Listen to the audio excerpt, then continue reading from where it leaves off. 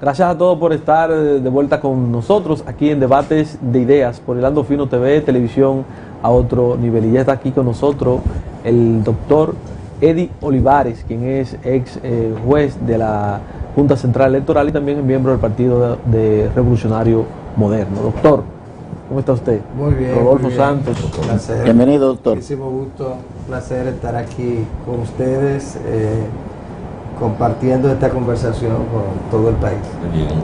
Qué bien, qué bien. Doctor, vámonos de una vez a lo que vinimos, a materia, a la política, la real polis, como se dice, ¿no? Su partido acaba de vencer en este proceso electoral municipal. ¿Usted cree que eso es la antesala para lo que viene en las presidenciales? O sea, esto tiene que ver con las presidenciales. ¿Ganarán ustedes mucho a poco? ¿Pasarán la primera vuelta? Bueno, las candidaturas locales tienen sus particularidades. Como consecuencia de que incide en todo ese proceso en gran medida el vínculo afectivo de la gente con el candidato, es un factor importantísimo. La gestión, que independientemente del partido al que pertenezca el alcalde, si es una gestión buena, la gente la valora como tal, y al margen del partido al que él pertenezca, muchas veces las comunidades entonces le dan su apoyo por la buena gestión, sobre todo una parte del electorado no tan comprometida con los partidos políticos. Entonces todos esos factores, el caso Santiago es el ejemplo. En Santiago ganó Abel, pero en Santiago el compañero Luis Abinader el 17 de mayo va a ganar de una manera contundente sobre el 50%, pero muy sobre el 50%, y ganó Abel. Entonces, no necesariamente refleja lo que va a ocurrir. Lo que va a ocurrir el 17 de mayo, el país lo va a ver ese día, que va a ser un triunfo amplísimo, para no utilizar la palabra avasallante o aplastante, pero va a ser un gran triunfo. Yo pienso que las elecciones tienen el factor más preponderante en el hecho de que fueron elecciones muy bien organizadas. Se adoptaron una serie de dispositivos de seguridad que ayudaron a su integridad, como fue el hecho de que la Junta estuvo acompañada tanto en el centro de informática, que no tenía un papel tan relevante como cuando las elecciones se iban a celebrar, con el voto automatizado y la transmisión y también el escrutinio automatizado. En este caso no hubo ningún tipo de automatización, pero que juega un papel importantísimo el centro de informática de la Junta Central Electoral en todos los procesos electorales, y estuvo ahí acompañado también, que fue donde había el mayor nivel de desconfianza después del fracaso de las elecciones del 16 de febrero. También el acompañamiento al propio órgano electoral en ese momento necesario, al montaje de todo el proceso, la creación que debió haberse hecho hace muchos años y que yo apoyé que se hiciera cuando estuve en la Junta Central Electoral, que era la designación del observador de escrutinio, porque el escrutinio es el proceso más importante de la jornada electoral, porque ahí es que se determina quién gana y quién pierde. Se cuentan los votos, se computan los resultados. En consecuencia, fue muy importante la designación por primera vez del observador de escrutinio. Yo siempre planteé, y lo hice formalmente en la Junta, que los colegios abrieran sus puertas a la observación de todo el que quisiera ir a ver cómo se desarrollaba el escrutinio en un colegio, y que ya estábamos preparados para eso, y por eso propugné siempre para que se hiciera así, y porque también ayudaba a los propios partidos emergentes que no podían tener delegados a que, al haber tanta gente observando el escrutinio, hubiera mayor garantía de que ese proceso se iba a hacer correctamente, y así pasó. Hubieron ojos por todos lados. Fueron las elecciones más observadas. La Junta Central Electoral estableció una conexión directa con los partidos políticos, y entonces todas las decisiones que ameritaban de la intervención, de la opinión de los partidos políticos, fueron consensuadas con los partidos políticos. Hubo entonces un mayor involucramiento de los partidos políticos con la organización del proceso, con lo institucional. Todo eso fue muy positivo. El comportamiento, como siempre, cívico de los electores, del cuerpo electoral, de la ciudadanía, ejemplar como ha sido siempre en la República Dominicana, y todo esto garantizó el éxito de las elecciones, y como ustedes señalaban hace un rato, la recuperación en gran medida de la credibilidad de la institución, que se había visto, había caído a los más bajos niveles probablemente de toda la historia de la Junta Central Electoral.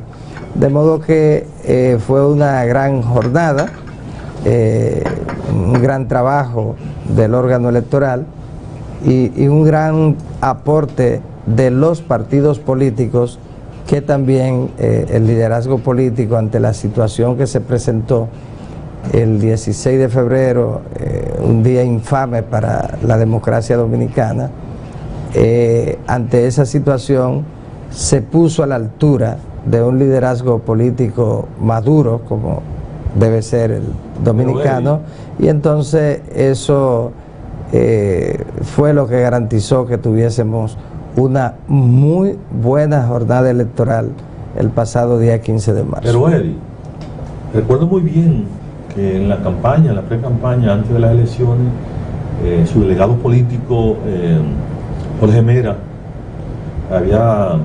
cuando se cuestionaba lo que pasó en las elecciones internas, con la aplicación de este método de procedimiento del voto automatizado y todo eso, se hablaba de eso, decía que había que darle un voto de confianza a la Junta. Entonces ya ustedes entienden que el voto físico, el voto automatizado no debe existir, porque el voto físico dio resultado. Hay que seguir con esa forma ya atrasada, aunque dio resultado.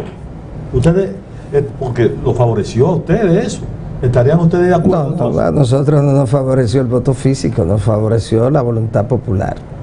Porque si usted va a votar por un partido, va a votar con voto automatizado, con voto manual, con papeleta manual, o como quiera, y va a votar por ese candidato. El proceso estuvo bien organizado, funcionó bien.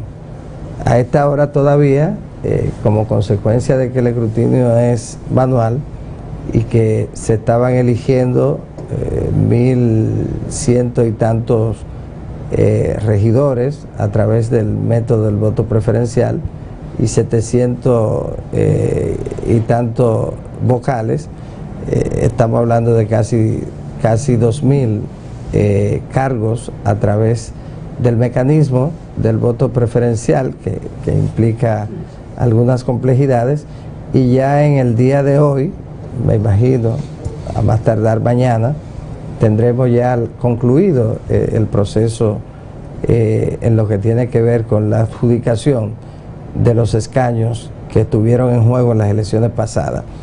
De todas maneras, el voto electrónico automatizado tuvo una estrepitosa caída en las elecciones del 16. Los procesos electorales necesitan tener la confianza del electorado y la confianza de los actores que intervienen en ello, los partidos políticos también. En consecuencia, hoy el voto electrónico desafortunadamente prácticamente perdió una batalla final, no por el voto en sí, sino por los errores que se cometieron en su implementación. Por la permeabilidad.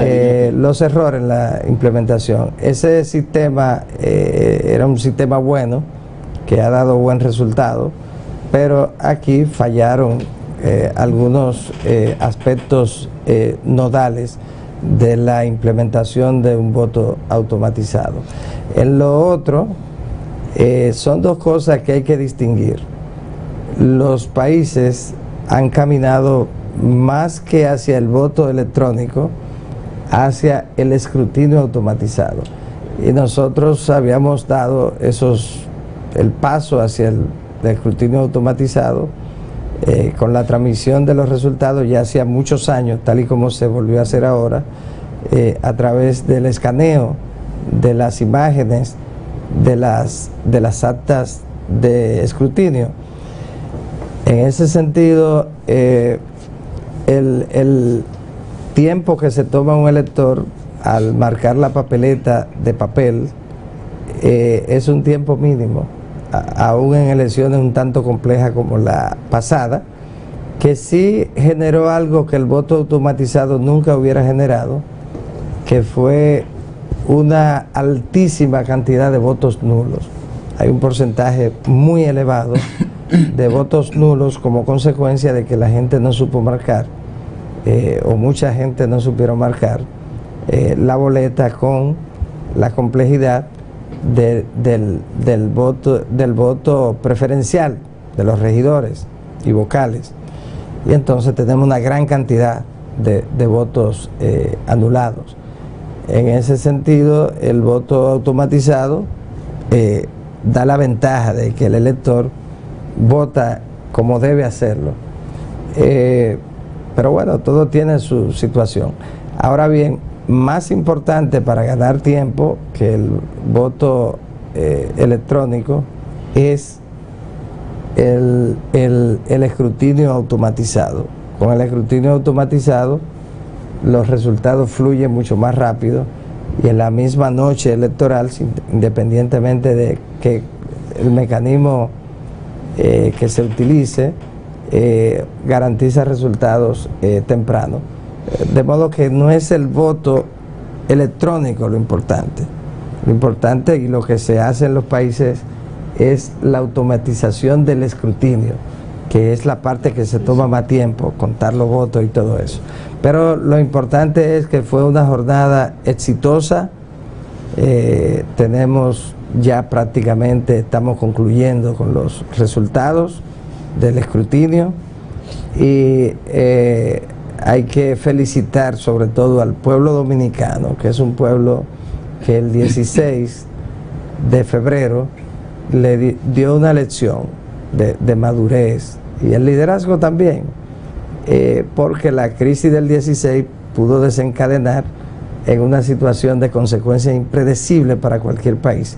Y sin embargo en la República Dominicana todo transcurrió de una manera pacífica. Hablando del 16, y concluimos entonces con estas buenas elecciones. Eddie, hablando del 16 de febrero y hablando del pueblo dominicano, el pueblo dominicano demostró al irse a las calles una inconformidad con lo que había pasado durante ese proceso y a partir de ahí cambió para Luis Abinader. Las fotografías del momento decían que el PRM y Luis Abinader habían subido de lo que habían estado marcando constantemente. Habían llegado al tope 50, 52 después de ese evento. Sin embargo, se movilizó todo el pueblo en contra del partido de gobierno y en contra de la Junta Central Electoral, y muchos analistas veían que el PRM debió capitalizar más ese descontento del pueblo, porque en cada esquina se gritaba para afuera que van los cacerolazos y ese tipo de cosas. ¿Qué hacer? ¿Qué debe hacer entonces el Partido Revolucionario Moderno para conectar con toda esta juventud, con toda esta parte del pueblo, conectar ese descontento y convertirlos en votos para mayo? Bueno, el PRM ha conectado con todos los sectores de la vida social, incluyendo la juventud. Todos los sondeos indican que la juventud, que constituye el 40% del padrón electoral, estamos hablando de que el segmento de edad entre 18 y 35 años, que es la edad que consagra las Naciones Unidas como la de la juventud, la mayor parte, una parte abrumadora de esa juventud, apoya para la presidencia de la República al compañero Luis Abinader. Hay una conexión con la juventud. También, claro está, en unas elecciones municipales no hay el interés que en unas elecciones presidenciales. Y si no hay el interés de parte de los más adultos, mucho menos lo va a haber de la juventud, que no tiene el vínculo con candidatos locales, tanto como cuando se trata de unas elecciones presidenciales. En todo caso, el resultado de las elecciones ha sido un resultado que ha reflejado un triunfo aplastante del Partido Revolucionario Moderno. Estamos hablando de que el Partido de la Liberación Dominicana en las elecciones del 2016, utilizando todos los recursos que siempre ha estado acostumbrado a utilizar desde el poder, todos los recursos del Estado de una manera avasallante, habían ganado ellos y sus aliados 107 alcaldías.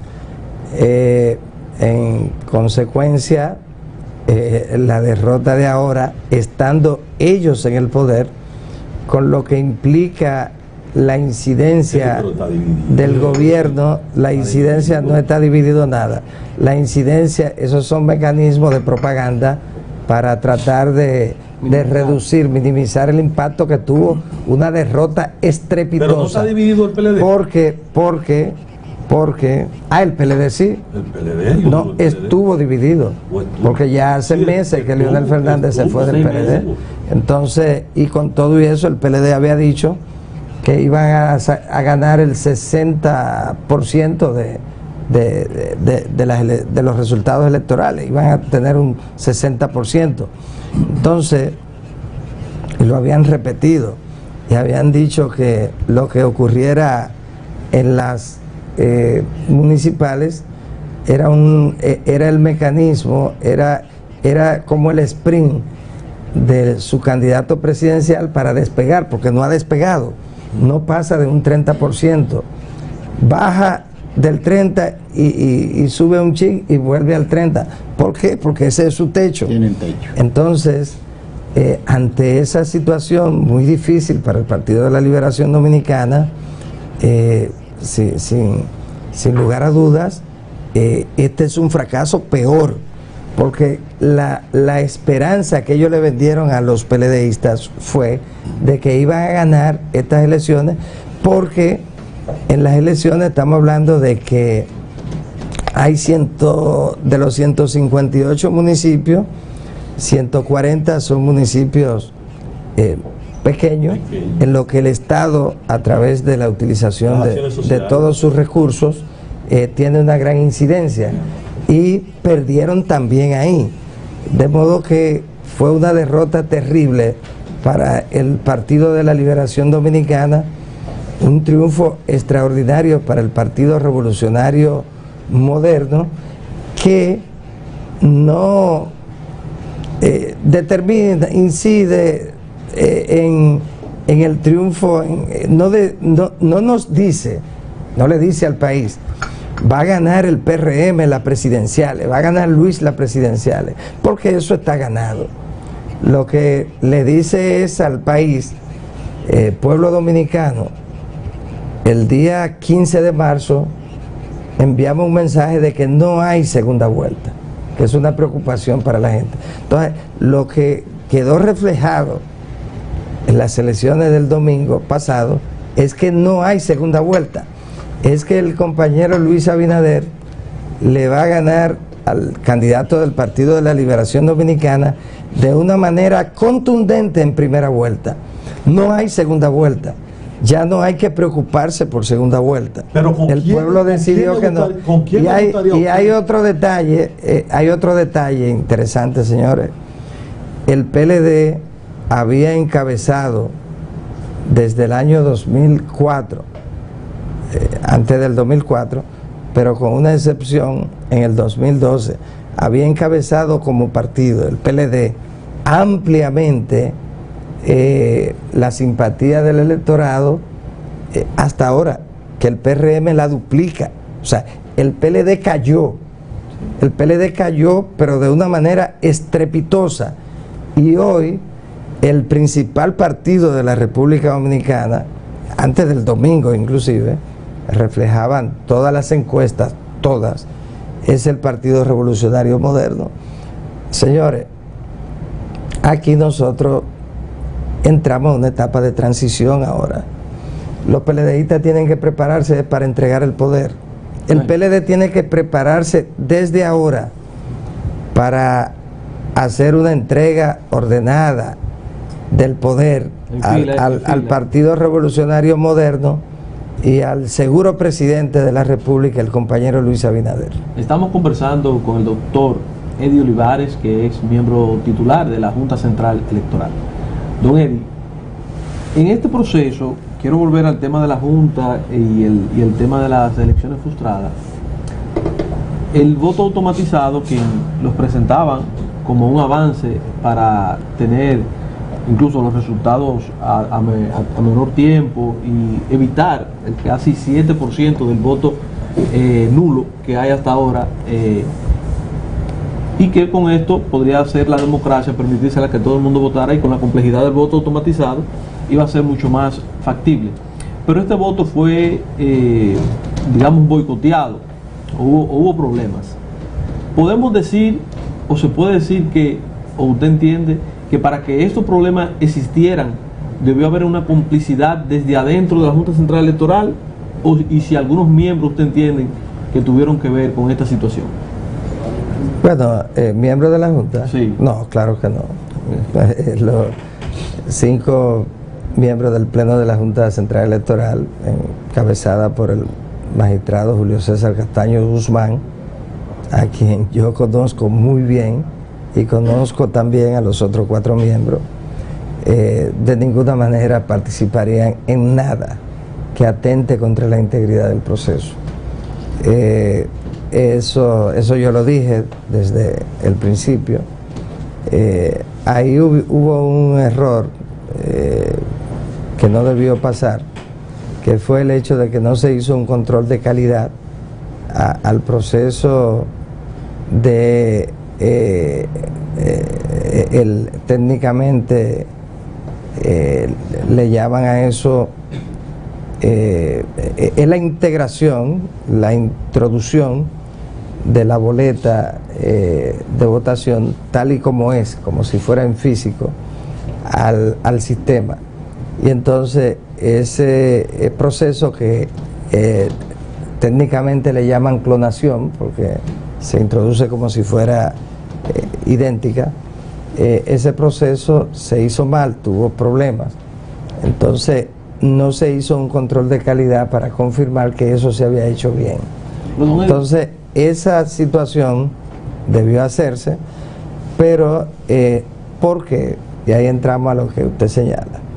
Porque si hay un sabotaje, ya usted sabe que después que se hizo eso, cualquier hecho que sea anormal en el proceso fue el producto entonces de un sabotaje, no de una falla técnica.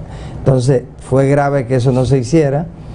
El gobierno, desesperado en la situación, trató de endilgarle el sabotaje o la comisión de actos con ese propósito al compañero Luis Abinader y al Partido Revolucionario Moderno con el tema del coronel y el técnico, y eso fracasó estrepitosamente porque ni siquiera los PLDistas, ni siquiera la mayoría de los PLDistas creyeron en esa investigación.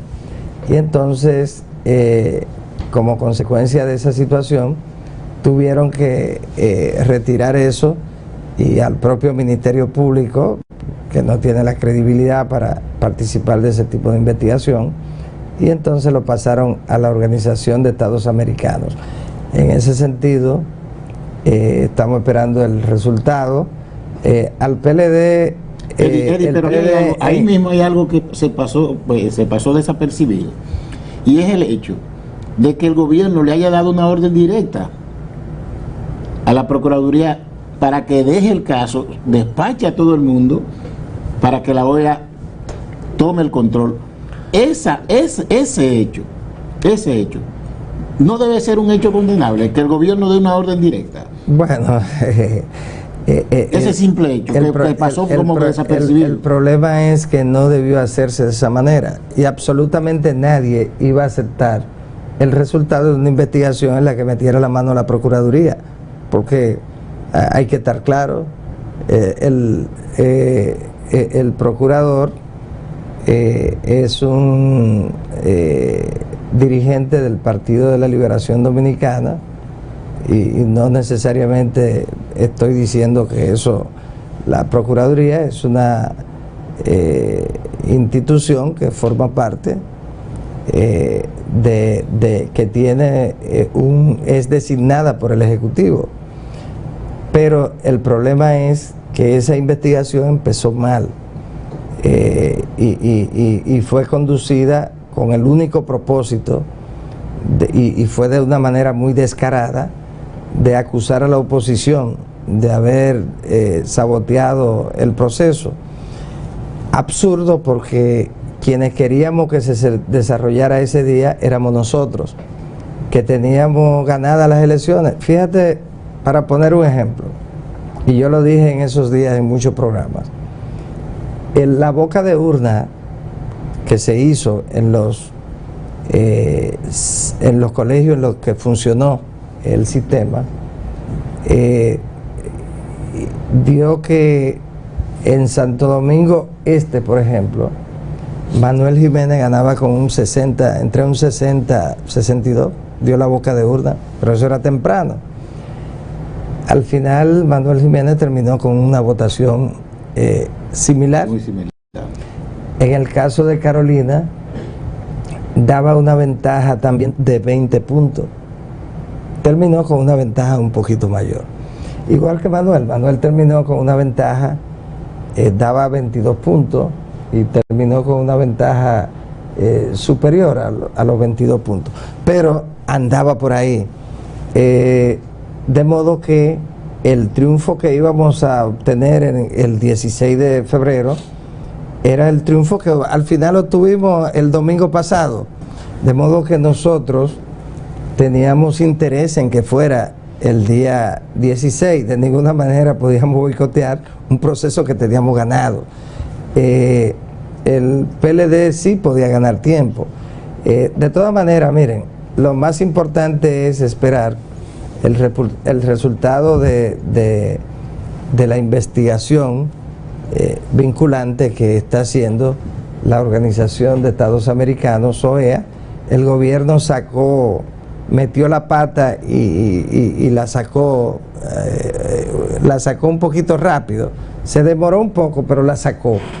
Y entonces la sacó enseñando sí, pero fue lo correcto que una institución independiente fuera la que asumiera esa investigación. De todas maneras, vamos a esperar el resultado de la investigación, que deberá producirse ya próximamente, y que el país está esperando, al margen de que hayamos tenido unas elecciones exitosas. El fracaso de las elecciones del día 16 de febrero, lógicamente, tiene que ser investigado, y si hubieron manos que actuaron para sabotear ese proceso, tienen que pagar la consecuencia. Bueno, Estamos conversando con el doctor, el miembro titular de la Junta Central Electoral. Nosotros vamos a una primera pausa y regresamos en breve en más en Debates de Ideas. Bien, doctor.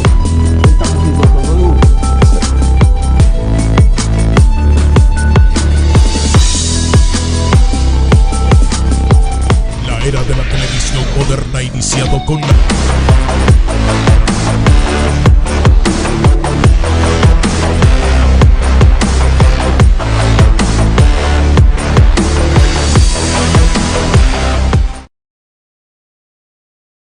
Debates de Ideas. Estamos de regreso con el doctor Eddie Olivares, ex miembro titular de la Junta Central Electoral. Víctor Peña. Y es procurador fiscal.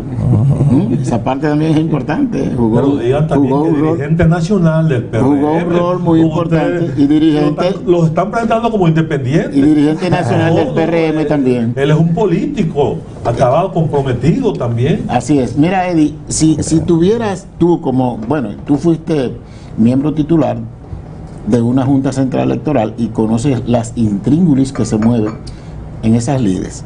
Si tuvieras que hacer una evaluación de esta Junta Central Electoral a partir del 6 de octubre hasta la fecha, ¿cuál sería? No, yo pienso que la Junta ha hecho un gran esfuerzo por garantizar la transparencia del proceso. Es una Junta que le ha correspondido organizar unas elecciones, 2 elecciones con apenas 3 meses de separación. Yo, cuando se planteó la posibilidad de cambiar el viejo modelo de separación por 2 años, que funcionó muy bien, me opuse y lo manifesté en la reunión conjunta del Senado de la República y la Cámara de Diputados previa a la reforma constitucional. Cuando fuimos los miembros del Pleno al Congreso Nacional, yo fijé mi posición, entre otras cosas, haciendo énfasis en lo que tenía que ver con lo inconveniente que sería separar las elecciones con apenas 3 meses, y lo manifesté. Bueno, debe estar en el acta en ese sentido, y lo hice públicamente en los medios. Pero todo el mundo estaba en que el problema del país era que se celebraran elecciones cada 2 años, que eso era terrible, que eso mantenía el país en campaña, y yo le decía que no, que ese era un mito. Al final resultó que era un mito, porque usted se mantiene en este país, pasan unas elecciones y la gente está en campaña al día siguiente. El otro día, sí. Entonces, si las elecciones hubiesen estado separadas por 2 años, lo del 16 no hubiera pasado. De seguro que no. Pero después hubo que convocarla de inmediato, y ahora tenemos 2 meses de separación para organizar las elecciones del 17 de mayo. Hoy o mañana se formaliza la proclama de la campaña, es decir, que será de apenas 2 meses de campaña formalmente para las presidenciales y congresuales. De modo que les ha correspondido a ellos la implementación, además, de una ley orgánica electoral reformada. También la organización de las primarias, en el caso de los 2 principales partidos, y las elecciones del próximo 17. La implementación también por primera vez del voto preferencial para regidores y vocales. Y una nueva figura jurídica. De modo que todo eso significa un gran desafío que le correspondió a esta Junta Central Electoral. Yo pienso que en lo que yo he planteado mi crítica, principalmente, yo soy crítico y por naturaleza, es en lo que tiene que ver con lo permisivo que ha sido la Junta frente a la violación de la ley, sobre todo en lo que tiene que ver con la campaña. la utilización de la propaganda a destiempo, y la no implementación efectiva de la ley en ese sentido, y en lo que tiene que ver con el proceso electoral, el uso de los recursos del Estado en la campaña. En todo eso la Junta ha sido, igual que las juntas anteriores, muy permisiva, y pienso que han sido muy tímidas frente al partido de gobierno, como lo fueron otras juntas, esa parte, pero creo que han hecho un gran esfuerzo para que las cosas salgan bien. Bueno, ahí está. Yo creo que hemos llegado al fin. No tengo nada que preguntar. Realmente lo ha dicho todo. Y creo que él tiene que irse, tiene un compromiso. Sí, pero antes de irse, doctor, la ley 33-18 y la 15-19 han sido prácticamente acribilladas en el Tribunal Constitucional.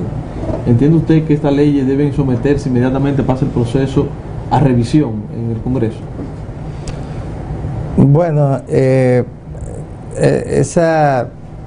la ley de partidos y la ley orgánica del régimen electoral, ambas fueron el producto de una improvisación lamentable. Una improvisación, unas leyes con 20 años ahí en el Senado. Bueno, por eso es que es inaceptable que eso pasara. Después de una discusión tan larga, al final de cuentas se pusieron de acuerdo en una semana y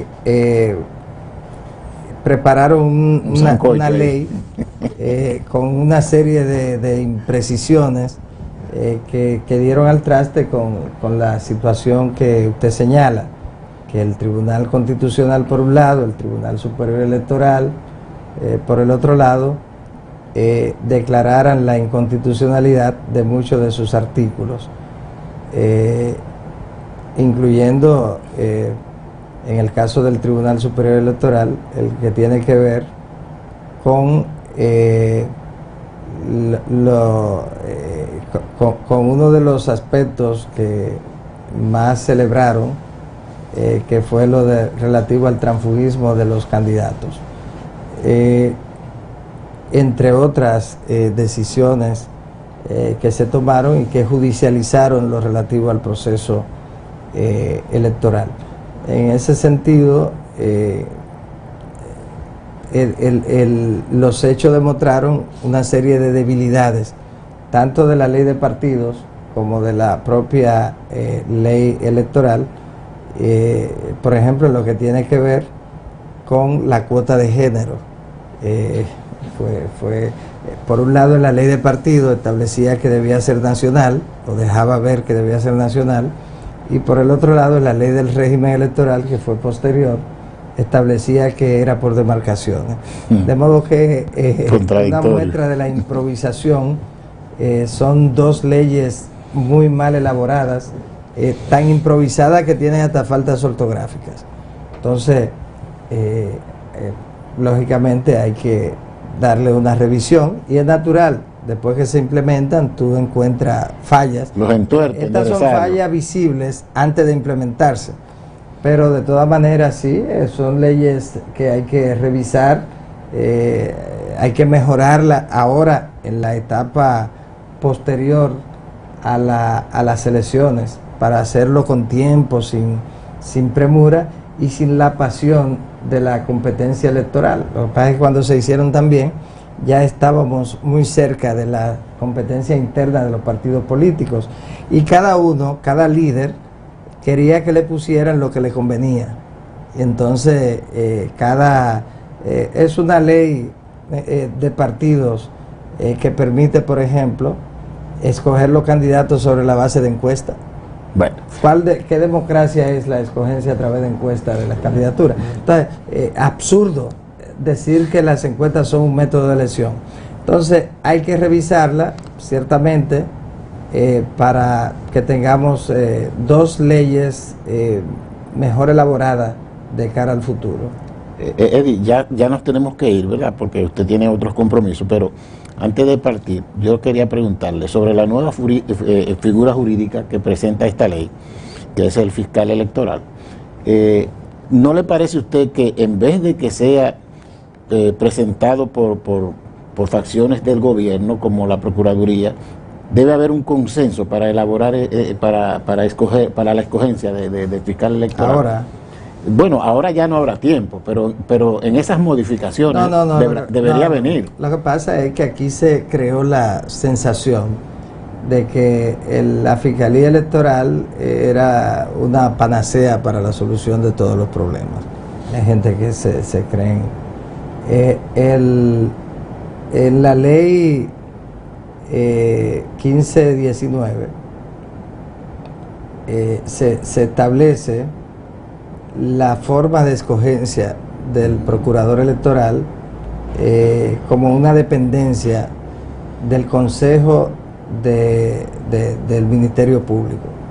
Entonces, eso hace que el procurador electoral sea un dependiente del Procurador General de la República, que es el que preside el Consejo del Ministerio Público. Ya ahí empieza el problema. Ya es peligroso. El procurador es un funcionario que es designado por el presidente de la República. Entonces, ¿qué es lo correcto en el caso de una procuraduría electoral? Bueno, y donde funciona la Procuraduría Electoral, como es el caso de Panamá, que es el caso más emblemático, que funciona hace más de 30 años, 40 años, la designación es el producto de propuestas en la que intervienen todos los actores, claro. Las universidades, por ejemplo, y los candidatos tienen que tener unas condiciones excepcionales que aunque termina la propuesta, la formaliza el Ejecutivo, pero es el producto de una serie de condiciones que debe llenar el candidato, que lo hacen independiente. Entonces, eso empezó por ahí, empezó mal.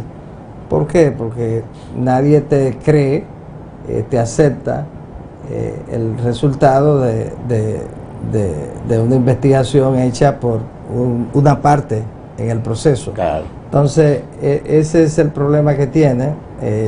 Yo pienso, para mí el procurador electoral no es una figura tan trascendente, al final los resultados, pero sí tenemos el procurador electoral. Hay que cambiar la forma como se elige para que sea una persona realmente independiente, que tenga una verdadera autonomía presupuestaria también, y que quede claramente definido su control en lo que tiene que ver con el aspecto electoral, su poder de decisión en relación con la fuerza pública que necesita para la ejecución. De modo que todos esos factores que no fueron tomados en cuenta y que se hicieron a propósito en la reforma, y que la oposición tampoco en el momento indicado observó esa situación, la propia sociedad civil, que debieron estar en eso, tampoco lo vieron, que nosotros advertimos. Es esa la clave del asunto. Lo metieron ahí en la ley 1519 y lo establecieron para escogerse de esa manera a propósito. De modo que esa es la situación que tenemos, y eso debe ser parte también de una futura reforma. Bueno, hemos estado conversando con el ex miembro titular de la Junta Central Electoral, el doctor Eddie Olivares, como dice nuestro compañero Francis Pérez, también miembro del Partido Revolucionario Moderno. Un último mensaje, doctor, para despedir. Bueno, el mensaje es que en este tiempo que tenemos la amenaza del coronavirus, que todo el pueblo dominicano se comporte como siempre lo ha hecho, a la altura de las circunstancias, y que implementemos todas las medidas necesarias recomendadas por la Organización Mundial de la Salud, y lógicamente canalizada por las instituciones a cargo de todo lo relativo al tema sanitario de la República Dominicana. Nosotros saldremos, como siempre, muy bien de este virus. Nosotros hemos tenido muchos virus y sabemos que saldremos muy bien en este momento en el que el mundo luce temeroso frente a este virus, de modo que el mensaje es permanecer en calma, hacer lo que manda el protocolo para este tipo de situación y estar atento a las instrucciones, a las orientaciones de las autoridades competentes. Ya en el caso del Partido Revolucionario Moderno, nuestro candidato, el compañero Luis Abinader, está también preparado para darle su aporte y para estar al lado del pueblo en este momento en el que este virus amenaza a todo el mundo y que será superado pronto. No es un virus tan letal, es un virus que tiene como un elemento muy negativo, amenazante, el hecho de que se propaga con mucha facilidad. De modo que el mensaje al pueblo dominicano es ese, y que después del éxito de las elecciones pasadas nos preparemos entonces para que se repita en las elecciones del próximo 17 de mayo, en la que sin lugar a duda será elegido por una abrumadora mayoría del electorado dominicano el compañero Luis Abinader como presidente de la República, para reconducir esta democracia que ha sido tan dañada por los gobiernos del Partido de la Liberación Dominicana. Bueno, estas fueron las palabras de este conversatorio, entrevista que hemos tenido con el doctor Eddie Olivares, es miembro titular de la Junta Central Electoral y miembro del Partido Revolucionario Moderno. Nosotros vamos a una pausa y regresamos en breve con más en Debates de Ideas.